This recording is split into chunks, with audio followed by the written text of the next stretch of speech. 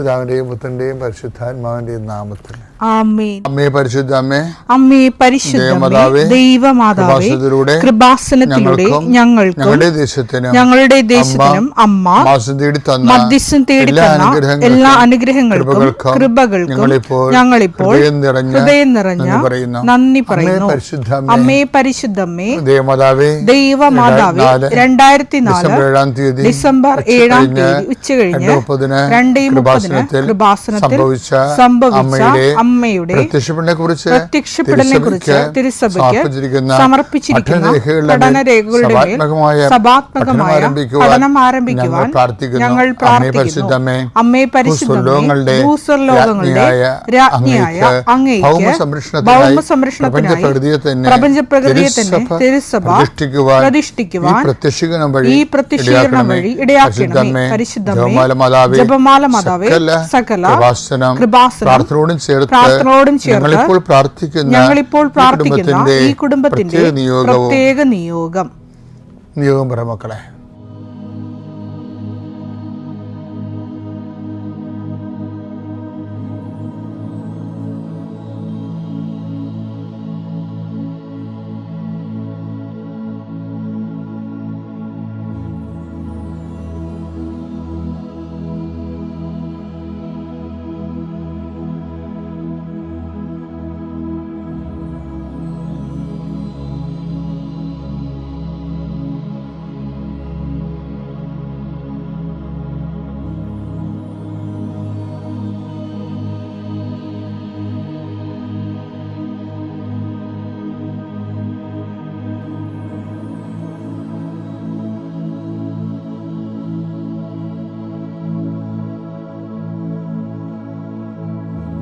അമ്മയുടെ പ്രത്യക്ഷീകരണത്തിന്റെ ഈ അനുഗ്രഹവേളയിൽ ഞങ്ങൾക്ക് സാധിച്ചു തരുവാൻ കനിയണമേ. ആമേൻ. കർത്താവേ, നിന്റെ ഉന്നതമായ നാമത്തിന് സ്തോത്രം ചെയ്യും. കർത്താവേ, നിന്റെ വിശുദ്ധ പൗരോഹിത്യത്തെ മഹത്വപ്പെടുത്തണമേ. കർത്താവേ, സഭയിലുള്ള സാന്നിധ്യം പ്രകടമാക്കണമേ. 40 വർഷം ഞാൻ അർപ്പിച്ച കൃപാന്റെ യുഗതിയാണ്. കൃപാസ്ഥാനത്താറെ ജീവനോടെ പ്രത്യക്ഷപ്പെട്ട മാതാവിന്റെ മാധ്യസ്ഥ ഇന്ന് അങ്ങയുടെ മക്കളെ പ്രാർത്ഥന കൂടുന്ന എല്ലാ മക്കൾക്കും വേണ്ടി പ്രാർത്ഥിക്കുകയാണ്.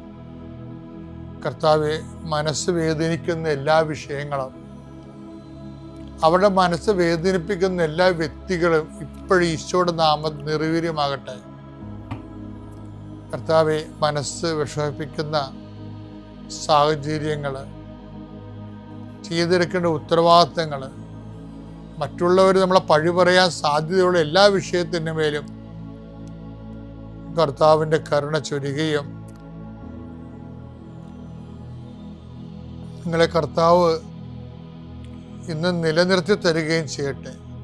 നിങ്ങൾ പോകുന്ന വഴികൾ, കണ്ടുമുട്ടുന്ന വ്യക്തികൾ, ചെയ്യുന്ന കാര്യങ്ങൾ, യാത്ര ചെയ്യുന്ന വാഹനങ്ങൾ, ഒപ്പിടുന്ന പേപ്പറുകൾ, കൈമാറുന്ന രേഖകൾ, കഴിക്കുന്ന മരുന്ന് എല്ലാം മാതാവിൻ്റെ മധ്യസ്ഥതയിൽ യേശുനാമത്തിൽ അനുഗ്രഹിക്കപ്പെടുകയും നീ ദൈവത്തെ അനുഭവിക്കാൻ ഇന്ന് നിന്നെ സഹായിക്കുകയും ചെയ്യട്ടെ. നിത്യപിതാപുത്രനും പരിശുദ്ധാത്മാശ്രേഷ്ഠ നീക്കുവാണ്. വിശ്വാസ പ്രമാണം. സർവശക്തനായ പിതാവും ആകാശത്തിന്റെയും ഭൂമിയുടെയും സൃഷ്ടാവുമായ ദൈവത്തിൽ ഞാൻ വിശ്വസിക്കുന്നു. അവിടുത്തെ ഏകപുത്രനും ഞങ്ങളുടെ കർത്താവുമായ ഈശോ മിശിഹായിലും ഞാൻ വിശ്വസിക്കുന്നു. ഈ പുത്രൻ പരിശുദ്ധാത്മാവിനാൽ ഗർഭസ്ഥനായി കന്യകാമറിയത്തിൽ നിന്ന് പിറന്ന് പൊന്തിയോസ് പീലാത്തോസിന്റെ കാലത്ത് പീഡകൾ സഹിച്ച് കുരിശിൽ തറയ്ക്കപ്പെട്ട് മരിച്ച് അടക്കപ്പെട്ട് പാതാളങ്ങളിൽ ഇറങ്ങി മരിച്ചവരുടെ ഇടയിൽ നിന്ന് 3-ാം നാൾ ഉയർത്ത് സ്വർഗത്തിലേക്ക് എഴുന്നള്ളി സർവശക്തിയുള്ള പിതാവായ ദൈവത്തിന്റെ വലതുഭാഗത്തിരിക്കുന്നു. അവിടെ നിന്ന് ജീവിക്കുന്നവരെയും മരിച്ചവരെയും വിധിക്കുവാൻ വരുമെന്നും ഞാൻ വിശ്വസിക്കുന്നു. പരിശുദ്ധാത്മാവിലും ഞാൻ വിശ്വസിക്കുന്നു. വിശുദ്ധ കത്തോലിക്കാ സഭയിലും പുണ്യവാന്മാരുടെ ഐക്യത്തിലും പാപങ്ങളുടെ മോചനത്തിലും ശരീരത്തിന്റെ ഉയർപ്പിലും നിത്യമായ ജീവിതത്തിലും ഞാൻ വിശ്വസിക്കുന്നു. ആമേൻ. സുഖസ്ഥനായ ഞങ്ങളുടെ പിതാവേ, അങ്ങയുടെ നാമം പൂജിതമാകണമേ. അങ്ങയുടെ രാജ്യം വരണമേ. അങ്ങയുടെ തിരുമനസ് സ്വർഗത്തിലെ പോലെ ഭൂമിയിലും ആകണമേ. അന്നു വേണ്ടുന്ന ആഹാരം ഇന്ന് ഞങ്ങൾക്ക് തരണമേ. ഞങ്ങളോട് തെറ്റ് ചെയ്യുന്നവരോട് ഞങ്ങൾ ക്ഷമിക്കുന്നത് പോലെ ഞങ്ങളുടെ തെറ്റുകൾ ഞങ്ങളോടും ക്ഷമിക്കണമേ. ഞങ്ങളെ പ്രലോഭനത്തിൽ ഉൾപ്പെടുത്തരുതേ, തിന്മയിൽ ഞങ്ങൾ രക്ഷിക്കണമേ. ആമേൻ. നന്മ തെളിഞ്ഞു മറിയമേ, സ്വസ്തി. കർത്താവ് അങ്ങയുടെ കൂടെ സ്ത്രീകളിൽ അങ്ങ് അനുഗ്രഹിക്കപ്പെട്ടവളാകുന്നു. അങ്ങയുടെ ഉദരത്തിൻ ഫലമായി ഈശോ അനുഗ്രഹിക്കപ്പെട്ടവനാകുന്നു. പരിശുദ്ധ മറിയമേ, തമ്പുരാന്റെ അമ്മേ, പാപികളായ ഞങ്ങൾക്ക് വേണ്ടി ഇപ്പോഴും ഞങ്ങളുടെ മരണസമയത്തും തമ്പുരാനോട് അപേക്ഷിക്കണമേ. ആമേൻ. എൻ്റെ പ്രിയപ്പെട്ടവരെ, ഞാനിപ്പോൾ അച്ഛനായിട്ട് 40 കൊല്ലമായെന്ന് ഞാൻ നിങ്ങളോട് പറയും. പക്ഷേ 40 കൊല്ലം ആകുമ്പോൾ ചില സമയത്തൊക്കെ ഞാൻ എൻ്റെ ഇടവക ജീവിത കാലത്ത് ഉണ്ടായ 1-2 അനുഭവങ്ങൾ ഓർക്കുമ്പോഴേ ഞാൻ അങ്ങനെയാണ് ഈ ശുശ്രൂഷ കർത്താവിലേക്ക് ഒന്ന് പിടിച്ചു മേടിച്ചതാണ്. ഞാൻ ഒരു ഇടവക കൊച്ചച്ഛനും ഇടവക വികാരിയൊക്കെ തന്നെയായിരുന്നു. പക്ഷേ ഈ ജനം നമ്മളുടെ കൂടെ അവർ എല്ലാ കൂദാശകളൊക്കെ അനുസ്മരിച്ചും അനുഷ്ഠിച്ചും എല്ലാ ഞായറാഴ്ചകളിലും തന്നെ അവർ ദേവാലയത്തിൽ വരികയും കർത്താവിനെ സ്വീകരിക്കുകയൊക്കെ ചെയ്യുമ്പോഴും ഈ ജനം ഈ അനുഷ്ഠാനക്രമങ്ങളിൽ അഭിരമിക്കുന്ന ഒരു ആശ്വാസം കണ്ടെത്തുന്ന ഒരു ജനമായിട്ട് എനിക്ക് ചില സമയത്ത് തോന്നി. കാര്യം അവിടെ ഉള്ളിലോട്ട് ക്രിസ്തു എല്ലാവരും അല്ല, നല്ല മാന്യം മര്യാദയ്ക്ക് കത്തോലിക്കാനായിട്ട് ജീവിച്ച് ലോകത്തേക്ക് കിടക്കുന്ന ഒത്തിരി മനുഷ്യരെ ഞാൻ കണ്ടിട്ടുണ്ട്. എന്നാലും അങ്ങനെ ഒത്തിരി മനുഷ്യർ അങ്ങനെ ചെയ്യണമെന്ന് പറഞ്ഞിട്ട് കാര്യമില്ല, ഇതെല്ലാം ഇങ്ങനെ പറയേണ്ടതല്ലേ.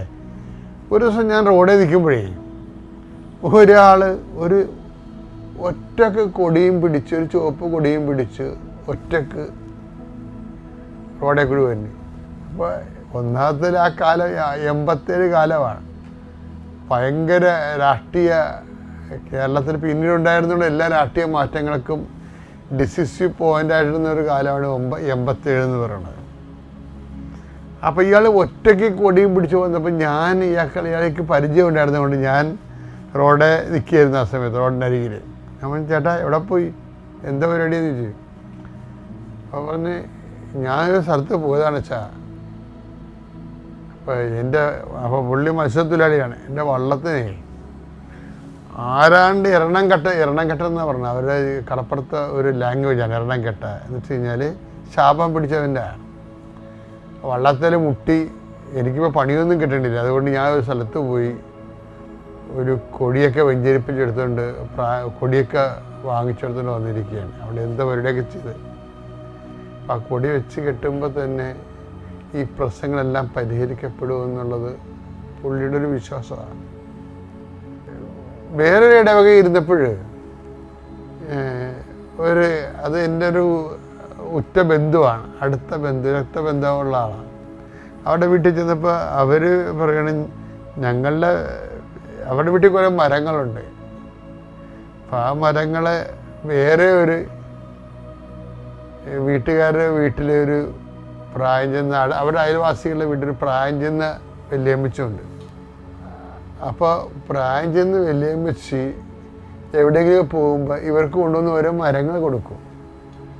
അപ്പോൾ ഇപ്പോൾ 10-25 കൊല്ലമായിട്ട് നമുക്ക് ലോക ബാങ്കിൽ നിന്നും അതുപോലെ തന്നെ ഇതുപോലെയുള്ള ഭൗമ ഉച്ചകോടിയിൽ നിന്നൊക്കെ ഫണ്ട് മുടക്കിയിട്ട് നമ്മുടെ നാട്ടിലൊക്കെ മരങ്ങൾ വെക്കുന്നുണ്ട്. അപ്പം അതുപോലെ പലയിടത്ത് ചെല്ലുമ്പോഴും വനംവകുപ്പ് മരം കൊടുക്കുന്നുണ്ട്. ഇപ്പം കൊടുക്കുന്നുണ്ടോയെന്ന് അറിയത്തില്ല. അപ്പോൾ മരം കൊണ്ടുവന്ന് ചെടുത്തി കൊടുക്കും. ഇവിടെയൊക്കെ അവിടെ കുഴിച്ച് വെച്ച് അവിടെ കുഴിച്ച് വെക്കുക ഇവിടെ കുഴിച്ച് വെക്കുന്നത് മുത്തിയാമ്മൻ പറയും. പിന്നെ ഇപ്പം രസമെന്ന് വെച്ചാൽ ഇപ്പം 2 വീട്ടിൽ നിറച്ച കാട് പോലെ മരം. അപ്പോൾ എന്താ സംഭവിച്ചാൽ ഇവർ ഭൂലോക അന്ധവിശ്വാസിയാണ് ഈ മുത്തിയമ്മ. മുത്തിയമ്മയുടെ കണക്കനുസരിച്ച് അവരുടെ വീട്ടിൽ നിൽക്കുന്ന മരത്തിൻ്റെ ബദൽ മരം ഈ വീട്ടിലുണ്ടായാൽ മാത്രമേ അവർക്ക് ഐശ്വര്യം ഉണ്ടാകത്തുള്ളൂ. അതിനു വേണ്ടിയാണ് അവർ ഈ മരം ഇവർക്ക് ഫ്രീ ആയിട്ട് കൊടുക്കുന്നത്. ഇവർക്കതറിയത്തില്ലേ, ഇവരൊക്കെ വെപ്പിക്കണം മരം. ഇവർ മരം വെച്ച് കൊണ്ടുണ്ട്. അവർ പറയും ഇന്ന ഇന്ന മരം വെക്കാന്നൊക്കെ പറയും. എന്നിട്ട് ഇവിടെ വല്ല മരവും ഇവർ കൊണ്ടുവന്ന് വെക്കുകയാണെങ്കിൽ അതിൻ്റെ ബദൽ മരം, അതിൻ്റെ ദോഷം അവർക്കൊക്കെ ആയിരിക്കാൻ വേണ്ടി അതിൻ്റെ ബദൽ മരം അവർ കൊണ്ട് വെക്കും. അങ്ങനെ അങ്ങോട്ടും ഇങ്ങോട്ടും മരം വെച്ച് അപ്പോൾ ഈ മനുഷ്യന്മാരുടെ ഇരുട്ടും കയറി കാലും പിടിച്ച് കിടക്കുന്ന ഒരവസ്ഥ. ഇതൊരു തരം വിശ്വാസമാണ് ശരിക്കും പറഞ്ഞു. ഇതൊരു തരം വിശ്വാസം. ഇത് ക്രിസ്തുവിൻ്റെ മനുഷ്യാവതാരത്തിന് മുമ്പ് ഇതുപോലെ പ്രാകൃതമായ കുറേ വിശ്വാസങ്ങളുണ്ടായിരുന്നു. പക്ഷേ ഇതിന് അന്ധവിശ്വാസം എന്ന് പറയുന്നത് നമ്മൾ, അതായത് ഓരോരോ തരത്തിലുള്ള, ഇതിൻ്റെ അത് കുറച്ച് ആരോഗ്യശാസ്ത്രം ഉണ്ട് ഇതിൻ്റെ അകത്ത്, അത് വേറെ അത് അതിൻ്റെ ലെവൽ. ആ ആരോഗ്യശാസ്ത്രം തണലിൽ അന്ധവിശ്വാസം കാണിക്കുകയും ചെയ്യുന്നുണ്ട്. അതെന്തും ആയിക്കോട്ടെ. ഞാൻ പറഞ്ഞു വരുന്നതിൻ്റെ കാരണമേ, നിങ്ങളുടെ പലതരം വിശ്വാസങ്ങൾ. ഇപ്പോൾ വേറൊരു വീട്ടിൽ ചെന്നപ്പോൾ അത് പുതിയ താമസക്കാരാണ്, അവരെങ്ങും മലബാറിൽ നിന്ന് ഇവിടെ വന്ന് താമസിക്കുക. അവിടെ വീട്ടിൽ ചെന്നപ്പോൾ മരുമകൾ എന്നോട് പറയണേ, എൻ്റെ അമ്മയുടെ പരിപാടി ഇടക്കും തലക്കൊക്കെ ഈ അലമാരി അങ്ങോട്ടും ഇങ്ങോട്ടും മാറ്റി വെക്കുന്നതാണ്. അപ്പം അമ്മയോട് ചോദിക്കുമ്പോൾ ചില സമയത്ത് അലമാരി തെക്കോട്ട് വെക്കും, തെക്കോട്ടിടുന്ന അലമാരി പടിഞ്ഞോട്ടെടുത്ത് തിരിച്ചു വെക്കും. അപ്പോൾ അമ്മ എന്താ പറയണത്, ഇവിടെ കാശിരിക്കണില്ല കൊച്ചെന്നാണ് പറയണത്. അതിന് അലമാരി മാറ്റി നടക്കണതാണ് ഈ തള്ളയുടെ പരിപാടി. ഇവരുമൊക്കെ ഇങ്ങനെ പള്ളി വന്ന് കുമ്പിട്ട് കിടന്ന് തലകുത്തി മറിഞ്ഞ് കുമ്പസാരിക്കുകയും കുർബാനസയൊക്കെ ചെയ്യുന്നുണ്ട്. പക്ഷെ ഉള്ളി മുഴുവനും ഇതുപോലെയുള്ള പ്രാക്കപ്പെട്ട ക്രിസ്തുവിന് ഒരു വിലയുമില്ലാത്ത അന്ധവിശ്വാസങ്ങളാണ്. അത് പകുതി മുക്കാലും ആണുങ്ങളിലും ഉണ്ട്, തലമൂത്ത ചേട്ടത്തിമാരുടെ കയ്യിൽ കൂടുതലുണ്ട് ഈ വിഷയം. ഇപ്പം നമ്മുടെ കുഞ്ഞുങ്ങളൊക്കെ നമ്മൾ പഠിപ്പിച്ചപ്പോൾ കുറച്ചൊന്ന് കുടുംബത്തിലൊരു വെളിച്ചം കയറിയിട്ടുണ്ട്. പക്ഷെ അവൾമാരൊക്കെ ചിലതിങ്ങനെ സുവിശേഷ കാര്യത്തിലും വിശ്വാസം കമ്മിയാണ്. അത് വേറൊരു അപകടമാണ്. ഞാൻ ഇതൊക്കെ പറഞ്ഞതിൻ്റെ കാരണം എത്രയാണ്, ഈ ക്രിസ്തുവിൻ്റെ മുഴുവനും ഇപ്പം ഈശോൻ്റെ വാക്കുകളെല്ലാം ഇതുപോലെയുള്ള അന്ധവിശ്വാസങ്ങളൊക്കെ കടക്കൽ കത്തിവെച്ചിട്ട് മനുഷ്യനെ ഡെലിവറി ചെയ്യുന്ന വാക്കുകളാണ്. പക്ഷെ എന്താ പറയണത്, ദൈവം സമസ്തവും അവൻ്റെ പാദത്തിൻ്റെ കീഴിലാക്കിയിരിക്കുന്നു. ആ ഒരു ബോധം നമുക്കുണ്ടാകും. ക്രിസ്തുവിനെ നീ സ്വീകരിച്ചു കഴിഞ്ഞാൽ നീ എല്ലാ വിധത്തിലുള്ള ഓമൻസും ശകുനങ്ങളും എല്ലാത്തിനും നീ കീഴടക്കുകയാണ്. ഒന്ന് കുറച്ച് 15-20 എടുത്തേ. ദൈവം സമസ്തവും അധീനമാക്കി തന്റെ പാദത്തിന് കീഴാക്കിയിരിക്കുന്നു. അപ്പൊ സമസ്തവുമാണ്. അതുകൊണ്ടാണ് പരിച്ഛേദന അപരിച്ഛേദനൊന്നുമല്ല, ക്രിസ്തുവിലായിരിക്കുന്നവൻ പുതിയ സൃഷ്ടിയായിരിക്കണം എന്ന് പറഞ്ഞത്. അപ്പൊ ക്രിസ്തുവിൻ്റെ പേരിൽ ഒരു ബന്ധം ചെയ്തിട്ട് നടക്കുകയും ചെയ്യും. പഴയ സൃഷ്ടിയേക്കാൾ പുകുടന്മാരായിട്ട് ജീവിക്കുകയും ചെയ്യുന്ന അവസ്ഥയാണ് കുടുംബങ്ങളിലുള്ളത്. 2 Corinthians 5:17 ക്രിസ്തുവിൽ ആയിരിക്കുന്നവൻ പുതിയ സൃഷ്ടിയാണ്. അതാണ് ക്രിസ്തുവിലായിരിക്കും. അപ്പൊ നിങ്ങൾ പഴയ സൃഷ്ടിയാണെങ്കിൽ നിങ്ങൾ ക്രിസ്തുവിലല്ല. അതാണ് വിഷയം. നിങ്ങൾ പഴയ ആചാരങ്ങളും അനുഷ്ഠാനങ്ങളും അന്ധവിശ്വാസങ്ങളും മരങ്ങളും നിങ്ങളെ കാലങ്ങളും ഋതുക്കളും ആചരിക്കുന്ന പോലും സുവിശേഷത്തെ നിങ്ങൾ വ്യർത്ഥമാക്കിയില്ലെന്ന് ചോദിക്കണത്. ഗലാത്യർ 4:10 നിങ്ങൾ ദിവസങ്ങളും മാസങ്ങളും ഋതുക്കളും വർഷങ്ങളും ആചരിക്കുന്ന പോലും നിങ്ങളുടെ ഇടയിൽ ഞാൻ അധ്വാനിച്ചത് വൃഥാവിലായോ എന്ന് സുവിശേഷത്തെ വൃഥാവിലാക്കിക്കൊണ്ട് ഇപ്പൊ കല്യാണം ഇറങ്ങാനുള്ള സമയമാണ്. നമുക്ക് ക്രിസ്ത്യൻസിന് വല്ല സമയമുണ്ടാ, പ്രാർത്ഥന തീരുന്ന സമയത്ത് നമ്മൾ ഇറങ്ങും. അപ്പൊ കുറെ ദുർക്കിളവന്മാർ അവിടെ നിന്നിട്ട് പെയ്തും പെരക്കും തോന്നിയ വശമൊക്കെ പറയും. എന്ന് വെച്ച് കഴിഞ്ഞാൽ ക്രിസ്തു എന്താണെന്ന് അറിയത്തില്ല. ക്രിസ്തുവിനെ സ്വീകരിക്കുമ്പോൾ ഉണ്ടാകുന്ന ജീവിതത്തിലുണ്ടാകുന്ന സുവിശേഷവിധമായ പുനഃക്രമീകരണം എന്താണെന്ന് അറിയത്തില്ല. ഇവർക്കുമാർക്ക് ക്രിസ്തുവിന് വിശ്വാസമില്ല. എന്നിട്ട് വേഷം കെട്ടി ക്രിസ്ത്യാനിയാണെന്ന് പറഞ്ഞ് നടക്കുകയും ചെയ്യും. എൻ്റെ ദൈവവേദനയെ നിനക്ക് ക്രിസ്തുവിൻ്റെ കൂടെ ലോകത്തെ ജയിക്കണമെന്നുണ്ടെങ്കിൽ ഇതുപോലെ അലബലാതി വിശ്വാസങ്ങളെല്ലാം നീ വൈപ്പ് ഔട്ട് ചെയ്ത് കളയണം. അപ്പം പടിപടിയായിട്ട് ക്രിസ്തുവിൽ വളരുകയും നമ്മൾ ജീവിതത്തെയും ലോകത്തെയും ജയിക്കുകയും ചെയ്യും.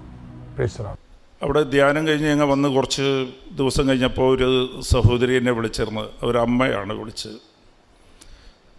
ആ അമ്മയും മകളും അവിടെ ഉടമ്പടി ധ്യാനത്തിന് കാനഡ വന്നിരുന്നു. അവിടെ അവർ കാനഡ തന്നെയാണ്, പക്ഷേ അത് കുറേ ദൂരമാണ്. അവർ ഫ്ലൈറ്റ് പിടിച്ചാൽ വരേണ്ടത്. ഞങ്ങൾക്ക് ഒണ്ടാരിയോയിലായിരുന്നു ധ്യാനം, ടൊറൻറ്റോ ഒണ്ടാരിയോ. അവർ കുറേ ദൂരമാണ്. അപ്പോൾ അവർ ഫ്ലൈറ്റിൽ തന്നെ വന്നു. അവർക്ക് സാമ്പത്തികമായിട്ട് നല്ല നെരുക്കമുള്ള സമയമാണ്. അവളെ മോക്ക് ആ വിസ എക്സ്പയറായിട്ട് അത് കിട്ടിയിട്ടില്ല. അപ്പോൾ കയ്യിൽ കാശില്ല. ഒരു നുള്ളിപ്പെറുക്കി കാശും എടുത്ത് രണ്ടുപേരും കൂടി, ഇതൊക്കെ ഈ ഇടയ്ക്കാണ് പറഞ്ഞത്, ഈ ധ്യാനത്തിന് വന്ന ഉടമ്പടി ധ്യാനത്തിന് വന്ന. അപ്പോൾ ഉടമ്പടിയുടെ മുഖ്യത്വം നിങ്ങൾ മനസ്സിലാക്കണം. അതിൻ്റെ ദൈവം ഇതിനെ എങ്ങനെയാണ് ഇതിന് വില കൽപ്പിച്ചിരിക്കുന്നതെന്ന് നിങ്ങൾ മനസ്സിലാക്കണം. അപ്പോൾ ഇവർ അവിടെ വന്ന് ധ്യാനമൊക്കെ കഴിഞ്ഞ്, ഇവരെ ഞാൻ ഓർക്കാൻ കാര്യം എന്താണെന്ന് വെച്ചാൽ, ഞങ്ങൾ അത് കഴിഞ്ഞ് ധ്യാനം കഴിഞ്ഞ് അടുത്ത ദിവസം എനിക്കും അച്ഛനും ഫ്ലൈറ്റാണ്. അപ്പോൾ ഫ്ലൈറ്റ് ഉച്ചയ്ക്കാണ്. അപ്പോൾ ഞങ്ങൾ കാലത്തെ ഇത് മറ്റേ അവിടെ ഒരു വാട്ടർഫോൾ ഉണ്ടല്ലോ, ആ നയാഗ്ര വാട്ടർഫോൾ തൊട്ടടുത്താണ്, 15 മിനിറ്റേ ഉള്ളൂ അവിടെ അടുത്ത്. അപ്പോൾ എയർപോർട്ട് പോകുന്ന വഴിക്ക് നയാഗ്ര വാട്ടർഫോൾ കണ്ടിട്ട് പോകുന്ന വെച്ച് ഞങ്ങൾ കാറിൽ നയാഗ്ര വാട്ടർഫോൾ അവിടെ ഇറങ്ങി ഞങ്ങൾ തിരിച്ചു വരുമ്പോഴത്തേക്ക് ഈ സഹോദരിയും അതിൻ്റെ മോളയും കണ്ടായിരുന്നു. വഴി വെച്ച് അത് ഓടി വന്ന് ബ്ലസ്സിങ്ങിലൊക്കെ വന്നായിരുന്നു ചിലക്കാൾ. അപ്പം അങ്ങനെ ഞാൻ അവരുടെ മുഖം ഓർക്കുന്നുണ്ട്. പിന്നെ അവരെ പിന്നെ വിളിച്ചതാണ്. അപ്പോൾ ആ സമയത്ത് നമ്പർ വാങ്ങിച്ചായിരുന്നു എൻ്റെ. അപ്പോൾ ഇത് അവർ പറഞ്ഞത് എന്താണെന്ന് വെച്ചാൽ, ധ്യാനം കഴിഞ്ഞപ്പോൾ ഇവർ തിരിച്ചുപോയി. ഇവരുടെ കയ്യിൽ കറക്റ്റ് ഫ്ലൈറ്റിൻ്റെ കാശ് മാത്രമേ ഉള്ളൂ. ടിക്കറ്റ് എടുത്ത് വെച്ചിട്ടുണ്ട്. അപ്പോൾ അതിന് ടിക്കറ്റ് എടുത്ത് കയ്യിൽ കാശൊന്നുമില്ല. ഇവരന്ന് ഫ്ലൈറ്റിൽ പോയപ്പോഴത്തേക്ക് ആ ഫ്ലൈറ്റ് ലേറ്റായി. ആദ്യം 2 മണിക്കൂറെന്ന് പറഞ്ഞ്, പിന്നെ 4 മണിക്കൂറായി. പിന്നെ കുറച്ചുകൂടി ലേറ്റായപ്പോഴത്തേക്ക് അവർ പറഞ്ഞ് ഈ പൈസ റീഫണ്ട് ചെയ്യും, നിങ്ങൾ വേറെ ഫ്ലൈറ്റ് വേണമെങ്കിൽ അത്യാവശ്യമുള്ളവർ പോയിക്കോ, ഈ ഫ്ലൈറ്റിൽ നീ നാളെ പോകുള്ളൂ എന്ന് പറഞ്ഞു. ഈ ഫ്ലൈറ്റ് മാറ്റി വെച്ച് ഇതിൻ്റെ ടൈമിങ് നാളെയാക്കി, അടുത്ത ദിവസത്തേക്കാക്കി. ഇവരുടെ കയ്യിൽ വേറെ ടിക്കറ്റ് എടുക്കാനുള്ള കാശില്ല. വീട്ടിൽ പോയാൽ ചിലവിനുള്ള കാശുമില്ല, ഭക്ഷണം കഴിക്കാനുള്ള കാശ് പോലും ഇല്ല. അതുകൊണ്ട് ഇവർ എയർപോർട്ടിൽ തന്നെ നിന്ന്, എയർപോർട്ടിൽ നിൽക്കുമ്പോഴത്തേക്കും അവർ ആ സമയമാകുമ്പോഴത്തേക്കും ഭക്ഷണം കൊടുക്കും അവിടെ. എന്നിട്ട് ഭക്ഷണം കഴിച്ച് ഒരു കൊന്തയും ചൊല്ലി അവിടെ ഇരുന്നപ്പോൾ അടുത്ത ദിവസം ഫ്ലൈറ്റിന് പോയി. ആ ഫ്ലൈറ്റിൽ തന്നെ പോയിട്ട് തിരിച്ച് ഇറങ്ങി. അവരുടെ സ്ഥലത്തേക്ക് ഇറങ്ങി ഇവർ മൊബൈലിലേക്ക് നോക്കുമ്പോൾ മൊബൈലിൻ്റെ അക്കൗണ്ടിൽ ഈ റീഫണ്ടും കോമ്പൻസേഷനുമായിട്ട് 4 ഇരട്ടി കാശ് അവരുടെ അക്കൗണ്ടിലേക്ക് വന്നിട്ടുണ്ട്. ഇതാണ് ദൈവത്തിൻ്റെ കരുതൽ. അപ്പോൾ നമ്മളെ ആവശ്യമൊക്കെ ദൈവത്തിൻ്റെ ആവശ്യമായി. അത് കഴിഞ്ഞ് ഇവരെത്രയാണ് ഫ്ലൈറ്റിന് മുടക്കിയോ അതിൻ്റെ 4 ഇരട്ടിയാണ്. അപ്പോൾ അതിൻ്റെ ചിലവിൻ്റെ കാശുമായി, അവർക്ക് സാമ്പത്തികമായിട്ട് കുറച്ച് ദിവസത്തേക്ക് നിൽക്കാനുള്ള കാശുമായി. അത് കഴിഞ്ഞ് ഈ ഉടമ്പടി കൂടിയിട്ട് അവർ പോയപ്പോഴത്തേക്ക് ആ വിസയും അവർക്ക് അടുത്ത ദിവസം നോക്കുമ്പോഴത്തേക്ക് ആ വിസയും റെഡിയായി കിട്ടി. Praise the Lord. അപ്പോൾ ഇത് നിങ്ങളുടെ പ്രശ്നമേ ഇല്ല. ഇവിടെ വരുമ്പോൾ ഉടമ്പടിക്ക് വരുമ്പോഴത്തേക്കും വന്നു നോക്കാം, ഉടമ്പടി എടുത്ത് നോക്കാം. ദൈവത്തിന് എന്ത് സന്തോഷമാണെന്നറിയോ? അമ്മ മാതാവിന് എന്ത് സന്തോഷം. അമ്മയോടുള്ള വിശ്വാസത്തിലും സ്നേഹത്തിലും നമ്മളെയൊക്കെ ഇവിടെ കാണുമ്പോൾ ആ സ്നേഹം ഉണ്ടാകണം. കാണുമ്പോൾ വലിയ സന്തോഷമാണ് അമ്മയ്ക്ക്. പിന്നെ നിങ്ങളുടെ പ്രശ്നമേ ഇല്ല. അപ്പോൾ ഇതിൽ ചില കാര്യങ്ങൾ, ഇതിൽ തടസ്സപ്പെട്ട് നിൽക്കുന്ന ചില കാര്യങ്ങളുണ്ട്. അത് ക്ലിയർ ചെയ്യാൻ വേണ്ടിയിട്ടാണ് ഞാൻ പറഞ്ഞ ഈ സ്പീച്ച് കേൾക്കണമെന്ന് പറഞ്ഞത്. അച്ഛൻ്റെ ധ്യാനമൊക്കെ കേൾക്കണം. നമുക്ക് സംഭവിക്കുന്നത്, ഈ മാർക്ക് 11-ാം അധ്യായം 24-25 പറയുന്നത് നമ്മളെല്ലാം വിശ്വസിച്ചാണ് ദൈവത്തിൻ്റെ അടുത്ത് വന്നിരിക്കുന്നത്. നമ്മൾ ഉടമ്പടി എടുക്കുമ്പോഴും കുറേ നിയോഗമൊക്കെ എഴുതി വയ്ക്കും, നമുക്ക് വിശ്വാസമുണ്ട് അത് കിട്ടുന്നത്. അപ്പോൾ വചനത്തിൽ ദൈവം പറയുന്നത് ഇതാണ്, ശ്രദ്ധിച്ച് കേൾക്കണം. ഇതിൽ ദൈവം പറയണത്, നീ പ്രാർത്ഥിക്കുമ്പോൾ നീ ചോദിക്കുന്നത് ലഭിച്ചെന്ന് അങ്ങോട്ട് വിശ്വസിക്കുക, നിനക്കത് ലഭിക്കും. അതാണ് പറയുന്നത്. എന്നുവെച്ചാൽ നീ വിശ്വസിക്കുക, നീ ചോദിക്കുമ്പോൾ തന്നെ നിനക്ക് കിട്ടും, അത് ലഭിച്ചെന്ന് അങ്ങോട്ട് വിശ്വസിക്കുക. പക്ഷെ അതിൻ്റെ കൂടെ തന്നെ നമ്മൾ കാണാത്തൊരു കാര്യം അതിൻ്റെ അടുത്ത ലൈനിലുണ്ട്, നിനക്ക് ആരോടെങ്കിലും വിഷമമുണ്ടെങ്കിൽ അവരെ ക്ഷമിക്കുക. അതുകൂടി പറഞ്ഞിട്ടുണ്ട്. ഇത് ശ്രദ്ധിക്കേണ്ട. നമുക്ക് ക്ഷമിക്കാൻ പറ്റാത്തവർ എത്ര പേരുണ്ട്? ഒന്ന് കൈപൊക്കാവോ? ഇന്ന് അനുഗ്രഹിക്കും ദൈവം, വലിയ അഭിഷേകം തരും. ക്ഷമിക്കാൻ സാധിക്കുന്നില്ല, എത്ര ശ്രമിച്ചാലും അതിങ്ങനെ മുറിവായിട്ട് കിടപ്പുണ്ട്. Is the Lord. ഈ കൈപൊക്കിയവർക്ക് എല്ലാ അനുഗ്രഹം കിട്ടും കേട്ടോ, ഞാൻ ഉറപ്പ് പറയാം. ഇത് കേട്ടുന്ന അത് പ്രവർത്തിച്ചാൽ മതി. Is the Lord. ഈ കൈ പൊക്കാത്തവരറിയലുണ്ടോ? ക്ഷമിക്കാൻ പറ്റാത്തവർ ഒന്നുകൂടി ഒരു ചാൻസ് തരാം, പൊക്കിക്കോ. ബാക്കിയെല്ലാം ക്ഷമിച്ചിട്ടുണ്ട്, നല്ല കാര്യം. Praise the Lord. ആരെയും ക്ഷമിക്കാനില്ല, ബാക്കിയില്ല. ഹല്ലേലൂയ. ഇത്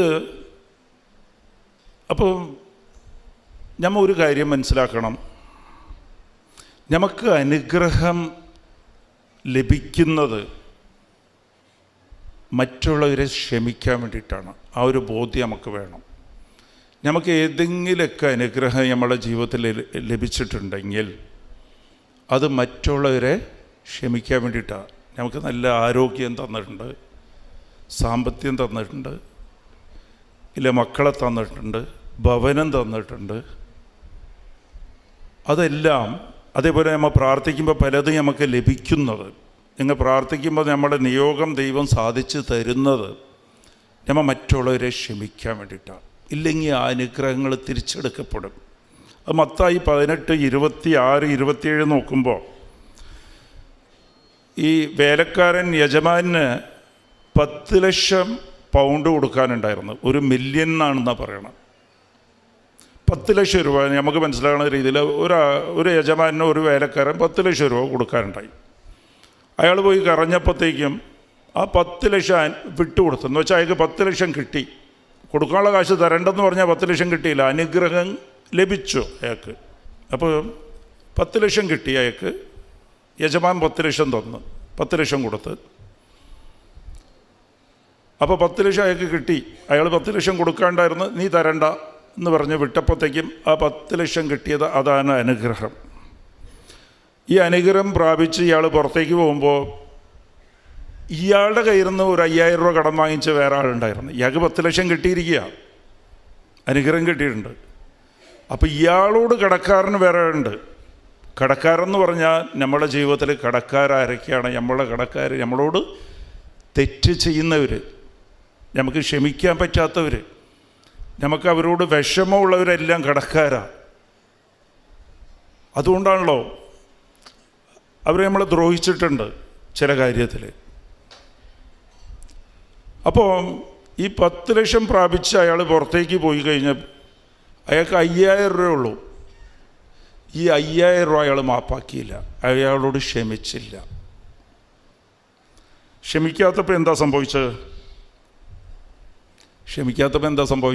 ഈ 10 ലക്ഷം കൊടുത്തതും യജമാൻ തിരിച്ചു വാങ്ങിച്ചു. എന്നുവെച്ചാൽ നിങ്ങൾ ക്ഷമിക്കേണ്ടത് ദൈവം നമ്മളെ 10 ലക്ഷം രൂപ കൊടുത്ത് ക്ഷമിച്ചിരിക്കുക. ഇവിടെ ദൈവമാണ് യജമാൻ.